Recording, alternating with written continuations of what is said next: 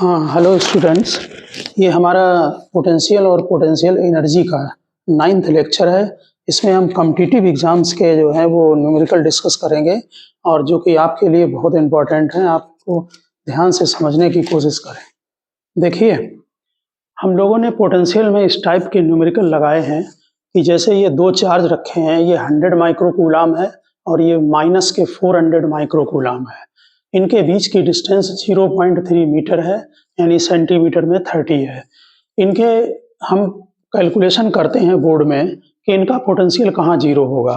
तो आपको ध्यान होगा कि एक से हम डिस्टेंस x ले लेते हैं, दूसरे से 30 माइनस एक्स और x एक्सिस पर निकाल लेते हैं कि पोटेंशियल कहाँ जीरो होगा। अब हमें इस प्लेन पर जो ये एक्स वाई प्लेन है, हमारा बोर्ड का प्लेन, इस पर लोकस निकालना है कि कहाँ कहाँ पर जो पोटेंशियल जीरो होगा उसका लोकस निकालना है। तो आप डायग्राम को बनाकर नीचे लिख दें कि find the locus of zero potential.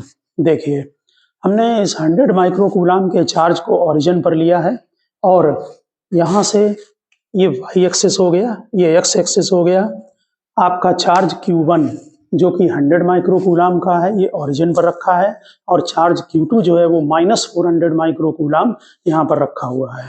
ठीक, अब कोई भी पॉइंट स्पेस में ले लिया x Y comma y P point, जिस पर की पोटेंशियल जीरो होगा। क्योंकि पोटेंशियल के फार्मूले में डिस्टेंस आती है, तो Q1 और Q2 को इससे अटैच कर दीजिए। डिस्टेंस R1 और R2 लेना होगा क्योंकि पॉइंट चार्ज के फार्मूले में डिस्टेंस आपकी आती है। इसका कोऑर्डिनेट x कामा y है, इससे यहाँ परपेंडिकुलर डालें, ये डिस्टेंस x होगी और ये डिस्टेंस y होगी।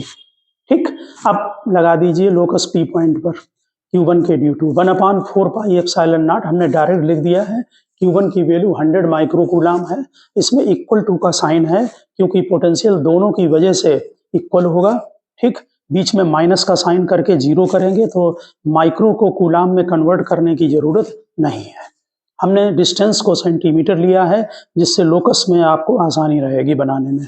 तो देखिए, ये हमने जो पोटेंशियल यहाँ निकाला है ये ड्यू टू 100 कूलाम चार्ज है माइक्रोकूलाम, और ये वाला जो पोटेंशियल है वो ड्यू टू 400 माइक्रोकूलाम चार्ज है। आप अगर लेफ्ट में लिखेंगे तो माइनस करके जीरो लिखेंगे, हमने डायरेक्ट इक्वल टू लगा दिया है। अब 1/4 पाई एप्सिलॉन नॉट कैंसिल कर दें, जीरो कैंसिल कर दें तो क्रॉस मल्टीप्लाई करें तो R2 = 4R1 आया। डिस्टेंस फार्मूला लगाना होगा इसलिए इनको हमने स्क्वायर कर दिया। अब R2 के स्क्वायर पर ध्यान दें। ये डिस्टेंस y है, ये डिस्टेंस x है क्योंकि इसका कोऑर्डिनेट है x कामा y। टोटल डिस्टेंस 30 है तो ये 30 माइनस x हो गई। तो ये पाइथागोरस यहाँ लगा दें, y square plus 30 minus x का होल स्क्वायर। ओके, तो इस = 16 और ये डिस्टेंस आपकी नेचुरल है, ये x स्क्वायर और प्लस y स्क्वायर हो जाएगी। स्क्वायर यहाँ ऑलरेडी लगा हुआ है। अब इस होल स्क्वायर को ओपन करें तो y स्क्वायर 30 का square 900 plus x square minus 60x a minus b के होल स्क्वायर का फार्मूला। इसमें डायरेक्ट 16 मल्टीप्लाई कर दीजिए। सभी को हम राइट में ले गए हैं। ठीक, प्लस माइनस को चेंज कर लिया है, ठीक से चेक कर लें। ये एक्स स्क्वायर इधर जाएंगे तो 15x स्क्वायर होगा, 60x उधर गए पॉजिटिव के बन गए, 15y स्क्वायर बचा, y स्क्वायर उधर जाके माइनस हो जाएगा और आपका माइनस 900 हो गए। जो लोगों के पास मैथ है उनको इसे कन्वर्जन करना मालूम है, ठीक है ना। तो इसको होल स्क्वायर में कन्वर्ट करना पड़ता है जो कि 9/10 में आपने कन्वर्ट करने को सीखा है। इसमें हम 15 से पहले हमने इसको डिवाइड किया है, सिंपलीफिकेशन बनाई है और ये x स्क्वायर प्लस 4 स्क्वायर है, तो sorry x square plus 4x है। तो इसको होल स्क्वायर में a स्क्वायर प्लस 2ab होता है, तो यहाँ से 2 एक्स्ट्रा है तो 2 का स्क्वायर 4 इसमें प्लस करें और लेफ्ट में और राइट में भी प्लस करें तो ये आपका x प्लस 2 का होल स्क्वायर बन जाएगा। और y के साथ y स्क्वायर के साथ y का टर्म नहीं है इसलिए इसको सीधे y माइनस 0 का होल स्क्वायर लिख दिया।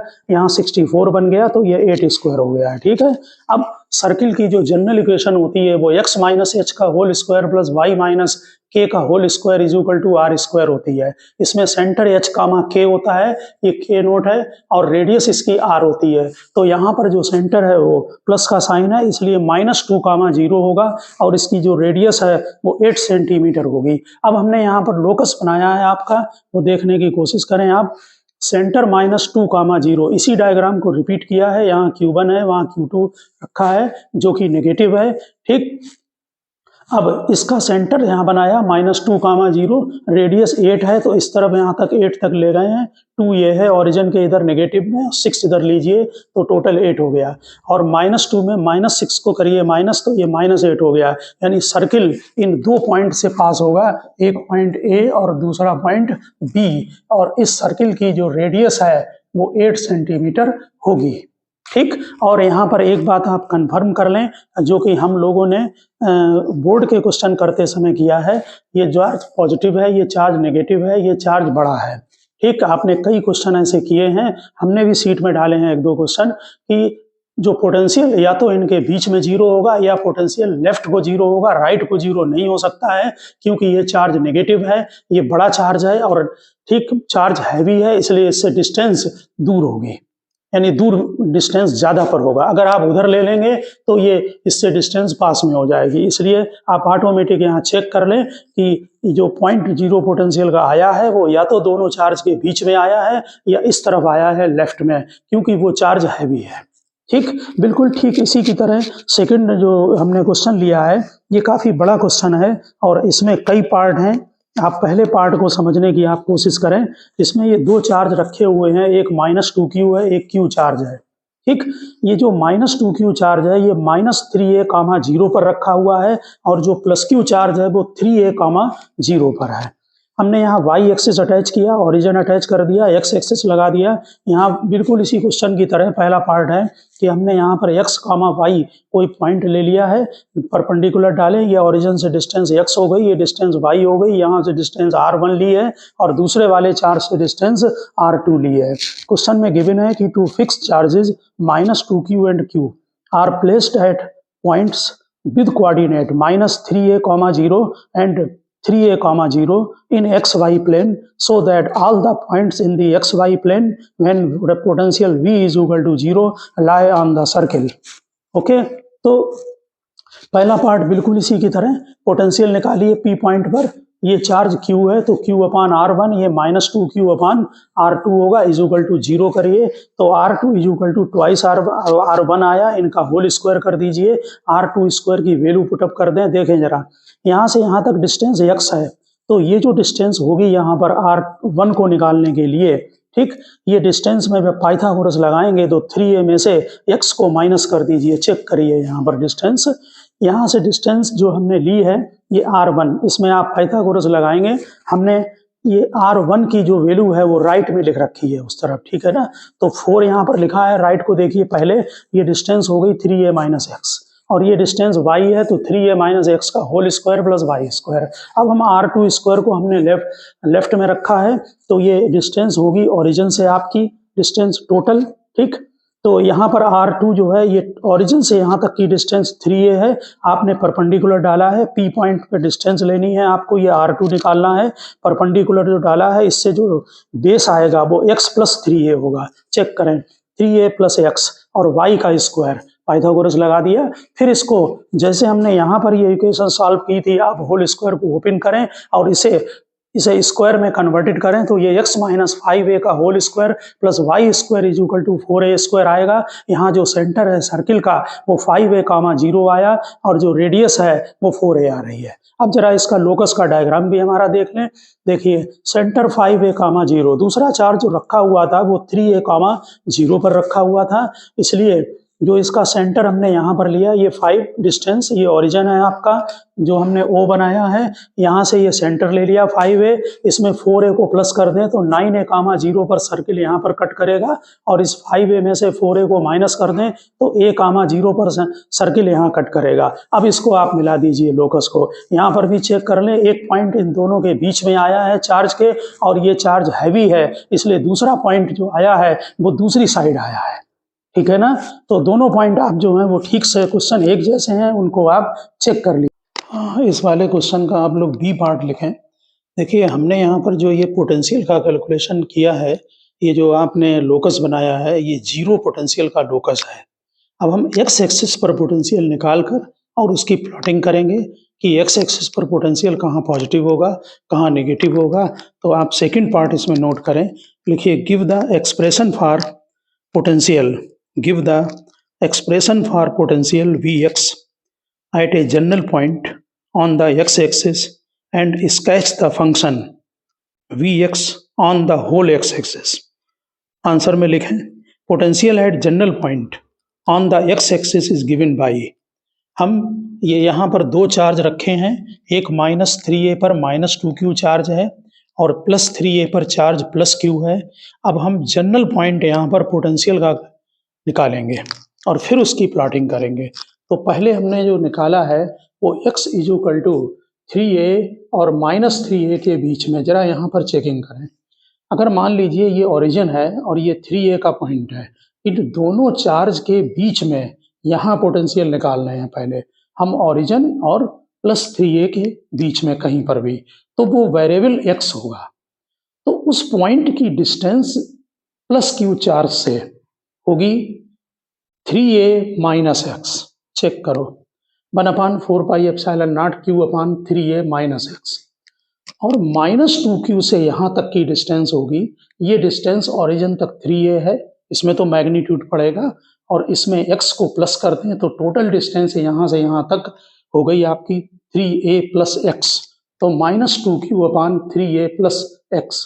ये एक्सप्रेशन यहाँ के लिए भी वैलिड होगा, इसलिए हमने मॉड लगा दिया है नेगेटिव के लिए भी।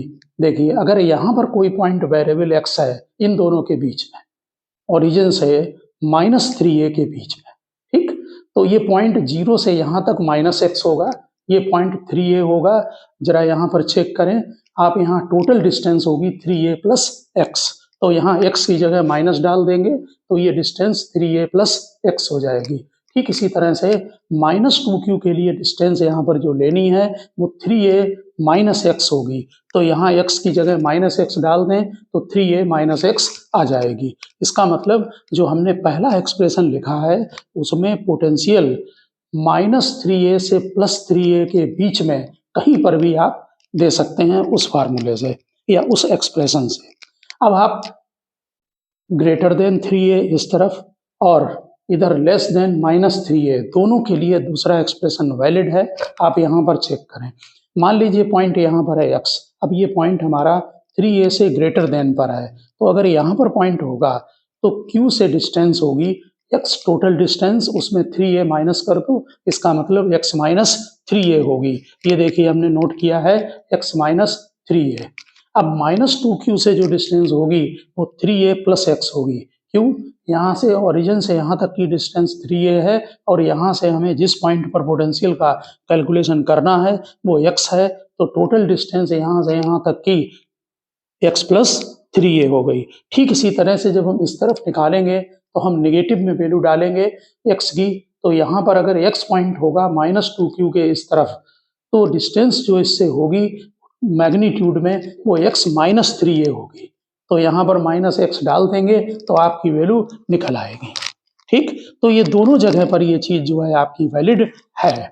अब आप यहाँ पर चेक करें कि इस स्केच के लिए अगर x = a और 9a पर वैल्यू चेक करते हैं, x = a और 9a पर, यहाँ पर ध्यान दें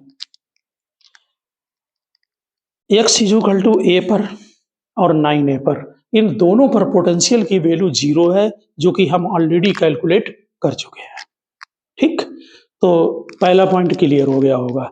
अब x = 3a इसमें डालिए 3a, तो जब x = इसमें 3a डालेंगे तो ये चीज़ आपकी इनफाइनाइट हो जाएगी, यानी Vx टेंड्स टू इन्फिनिटी होगा। इसमें x = 3a डाल देंगे तब भी आपका इनफाइनाइट होगा, तो इसका मतलब x = 3a पर पोटेंशियल की वैल्यू इनफाइनाइट होगी और प्लस इन्फिनिटी होगी, क्योंकि ये टर्म तो वैल्यू देगा कुछ, ये इनफाइनाइट में देगा टर्म।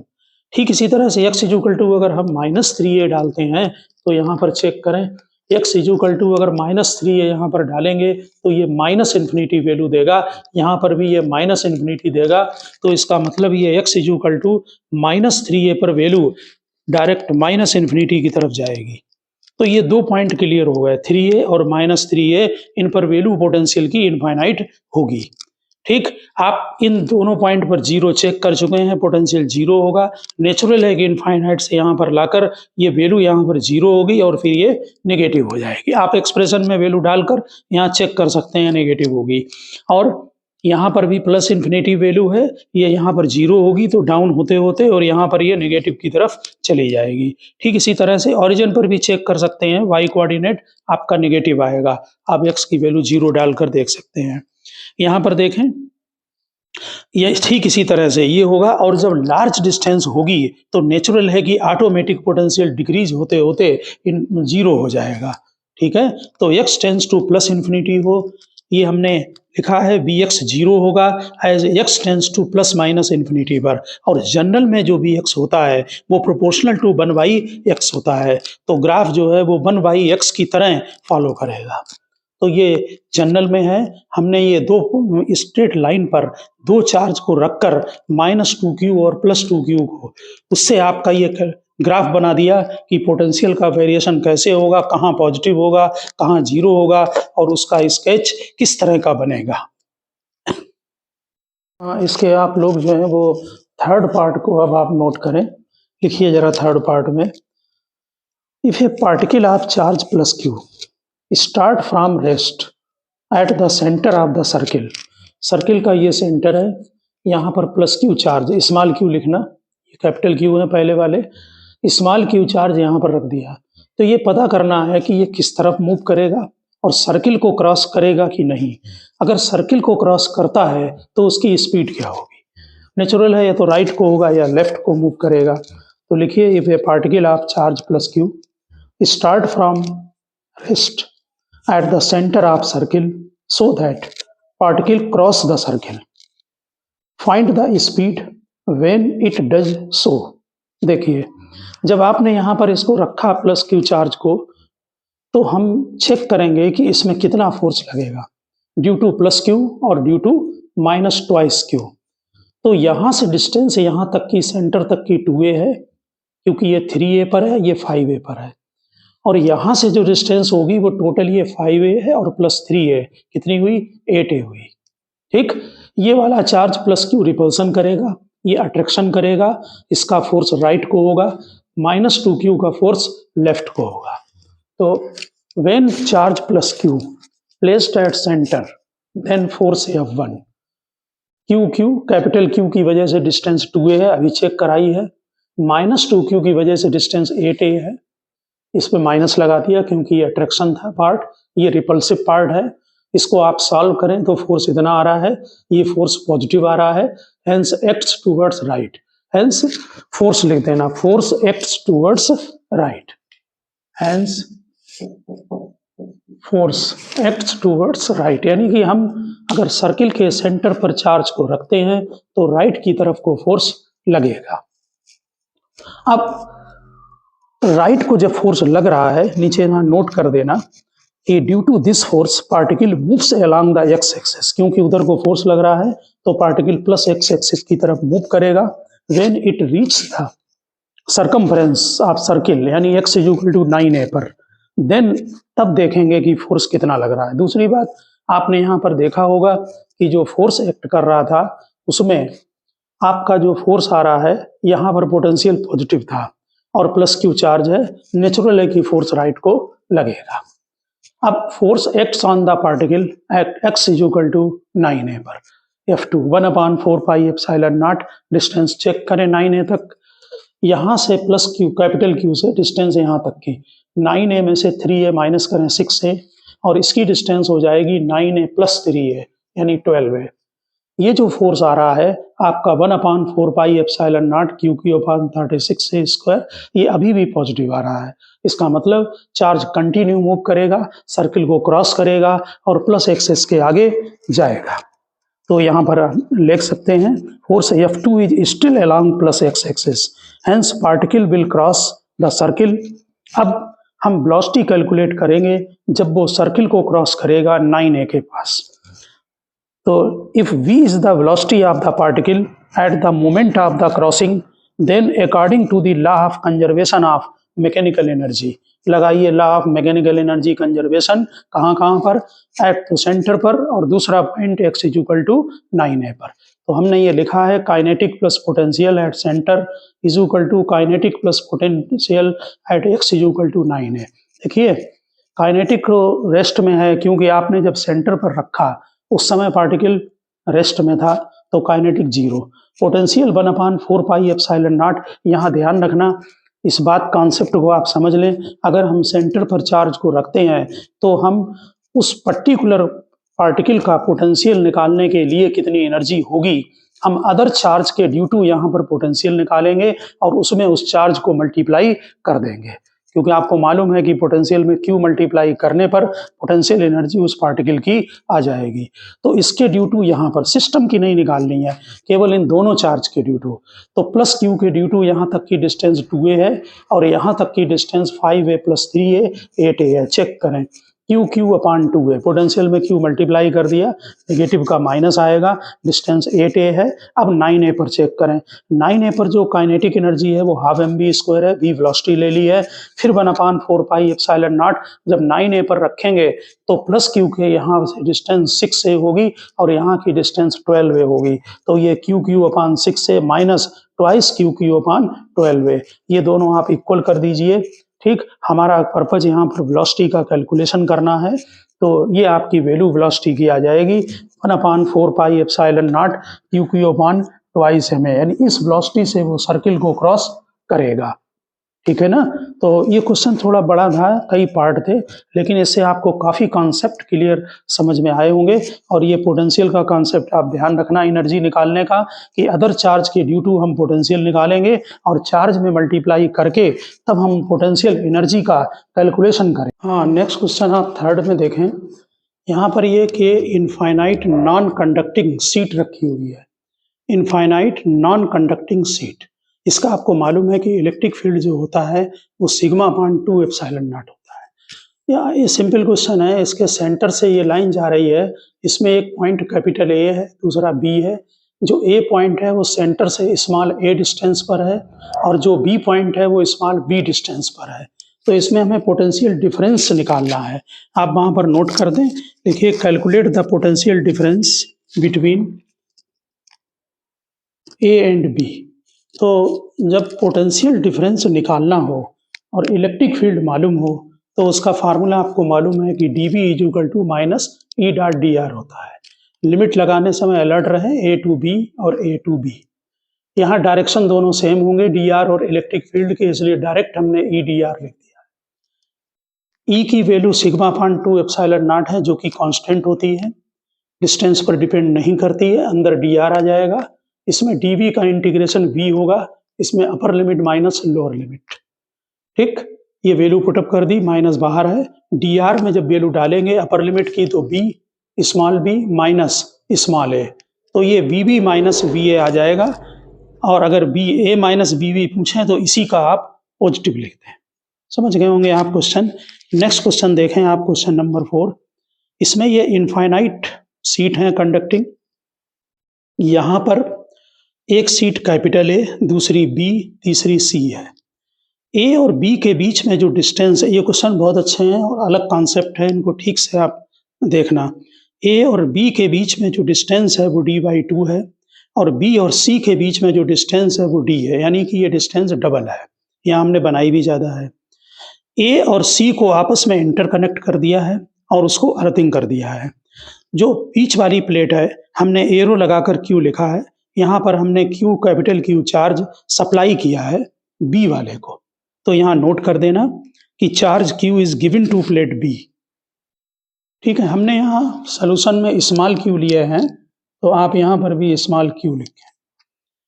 ठीक, लिखिए, charge Q is given to plate B, find the charge on each surface. ठीक, एक पॉइंट नोट कर देना, due to earthing there is no free charge on the outer surface of the plate. जब आप इस तरह से प्लेटों को अर्थ कर देंगे तो इनकी जो बाहर के सरफेस होते हैं, किसका, E की आउटर सरफेस, C का आउटर सरफेस, इनमें कोई चार्ज नहीं होगा, वो अर्थ को चला जाएगा। हमने इसके पहले भी आपको लगवाए हैं इस टाइप के क्वेश्चन। ठीक है, तो दूसरी बात कि A और C को आपने कंबाइंड भी कर दिया है, अर्थिंग कर दिया है, पर्टिकुलर इसका पोटेंशियल 0 होगा और सेम होगा, क्योंकि जिसको अर्थ कर दो उसका पोटेंशियल 0 हो जाता है। एक और वर्ड ध्यान रखना, इसके अंदर जो चार्ज बनेगा वो चार्ज बाउंड चार्ज बोलते हैं। क्यों? क्योंकि वो प्लस माइनस के अट्रैक्शन से बंधा हुआ है। लेकिन जो बाहर की लेयर पर चार्ज होता है उसको फ्री चार्ज कहते हैं, वो अर्थ को चला जाएगा। ठीक, तो ध्यान रखना, इस तरह से अगर अर्थिंग करते हैं तो आउटर लेयर पर चार्ज नहीं होता है। अब दूसरा कॉन्सेप्ट, अंदर की जो प्लेटें होती हैं उनमें आमने सामने चार्ज हमेशा इक्वल और अपोजिट होता है, इसलिए Q1 और Q2 इक्वल और अपोजिट होंगे, यानी Q1 equal to minus Q2 हम लिख सकते हैं। इसी तरह से Q3 और Q4 भी माइनस Q4 होंगे, बाहर की लेयर पर चार्ज होगा नहीं। अब दूसरा कॉन्सेप्ट, ये जो बी प्लेट है इसमें आपने Q चार्ज दिया है, इसका और ए का जो पोटेंशियल डिफरेंस होगा वही डिफरेंस बी और सी का होगा। क्यों? ए और सी का तो पोटेंशियल सेम है, 0 है, और बी कॉमन प्लेट है, तो potential between A B is equal to potential between B C. तो पहले हमने वी बी सी निकाला है। पोटेंशियल इस तरह से यूनिफॉर्म फील्ड के अंदर इलेक्ट्रिक फील्ड में डिस्टेंस को मल्टीप्लाई कर दें तो पोटेंशियल निकल आता है। फील्ड जो इनफाइनाइट सीट का है वो आपको ध्यान होगा कि net sigma upon 2 epsilon not होता है, ये सिंगल सीटें हैं, तो इसमें जो आप फील्ड होगा वो Q3 upon A epsilon not, ठीक, इनटू डी मल्टीप्लाई कर लें।